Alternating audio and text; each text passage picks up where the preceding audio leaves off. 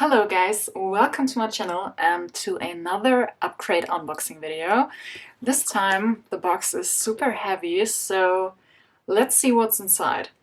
If you like this video, please give it a thumbs up and subscribe to my channel. And now let's open it.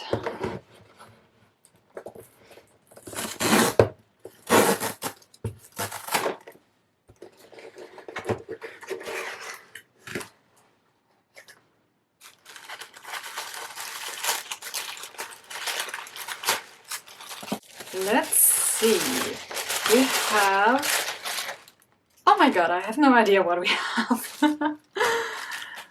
We have Studio Lascaux, well, Spirit of Colors, it's acrylic paint, in black, to be exact, oxy black, neutral grey middle, and buff titanium. So I have no idea what these are, however they remind me of these blow pens Jezza used in one of his videos. Well, what is this? Okay, at least whatever it is, we have yellow, red, blue and black. And a precision cutter with a super tiny blade. So I'm really interested to see where this is going. And this sponge thingy makes me think of working with stencils. So maybe that's the first hint. I have the bottle post. Some stickers, a print by Anna Reichstein. So this is her Instagram handle.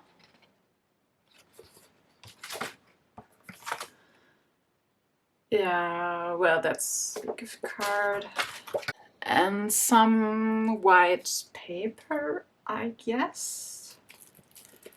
Okay, yes, it's individual sheets of paper. It's rather thick and has no brand, I don't know. We have two cardstock pieces back in here. Well, let's see. So I just checked the bottle post and I was 100% right.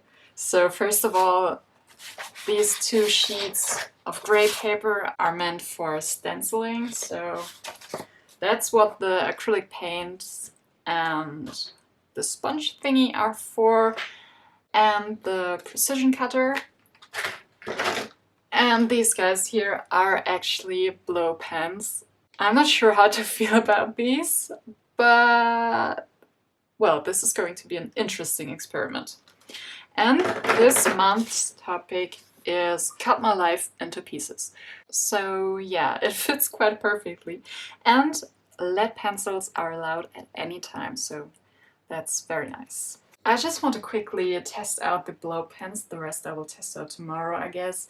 But these are actually super interesting to me, so let's see. You're supposed to put this pen into this, whatever it is,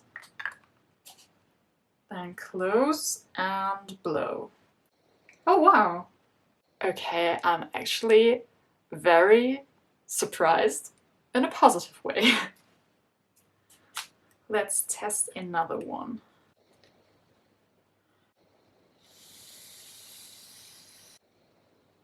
I like this. Yeah, I really do. So I played around with the blow pens a little more and it was really fun. Yeah, I noticed that if you go really close with them to the paper, it turns out to look like little snowflakes or stars or the seeds of dandelions. Maybe that's the first hint of what we're going to do today.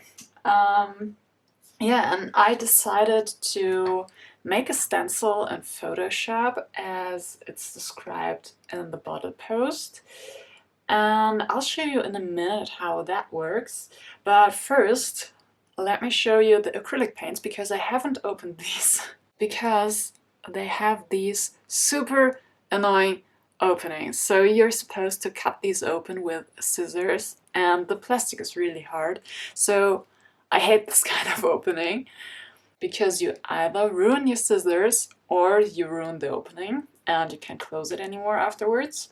So I'm not sure if I'll try to open it with scissors or just screw it open like this because this seems so much easier. Yeah, but first let's swatch them. So let's see. Well, that looks like a nice beige color. Let's see if it's opaque. At least it says it's opaque on the packaging. Oh, wow. Okay, this one is surprisingly super opaque. So let's go for a neutral gray middle next.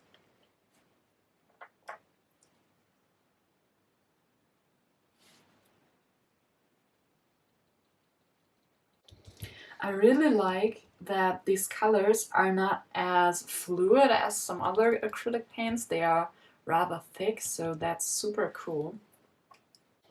And last but not least, we have black, which is, well, black.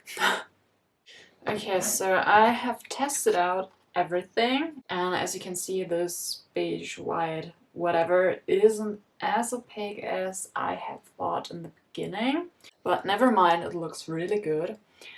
Now I will show you how to do stencils in Photoshop and then get cutting.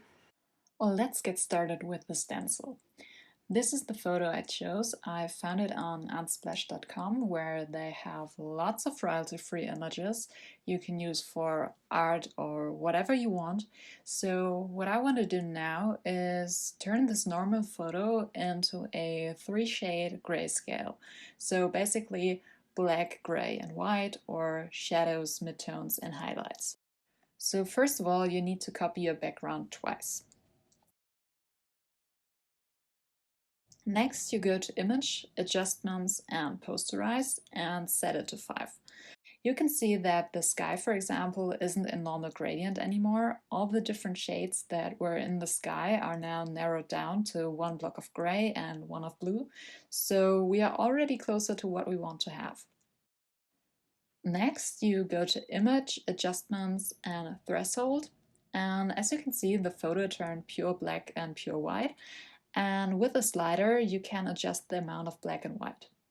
Again, one step closer, but there's still no gray. So the gray will be added manually in a second, and that's why we need 2 copies of the background. The first copy is for creating the shadows, so take a look at all the black areas and decide which amount of black you'd like to have for your stencil. When you're happy with it, save it and go to the second copy. There you'll follow the same steps as before, so adjustments, posterize, and set it to 5. And adjustments, threshold. And this time, when you're setting the threshold, you don't focus on the shadows, you focus on the highlights. Decide which amount of highlights looks good and then save it. So black is set and the white is set. To get a gray area, we will just turn the black area on this layer gray. Go to Image, Adjustments, and Replace Color, and click somewhere in the black area with the eyedropper tool and adjust the lightness to some shade of gray. All you need to do now is go to the black layer, select the white area, and delete it. Make sure that the layer with the shadows is on top of the layer with gray and white, and now you have a template for your stencils.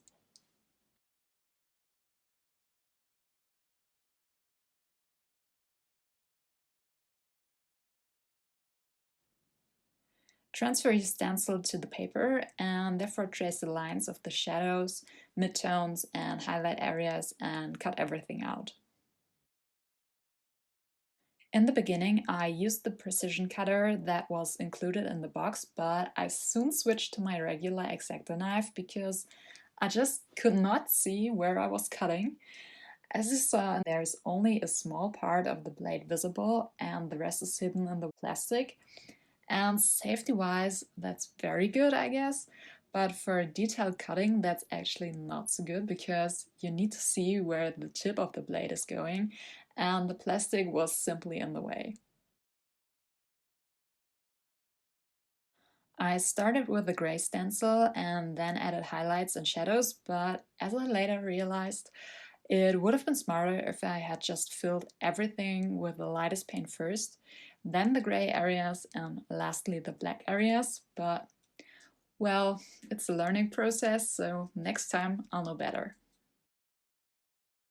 The acrylic paints were really fun to work with, and I can definitely see myself buying more of these in the future.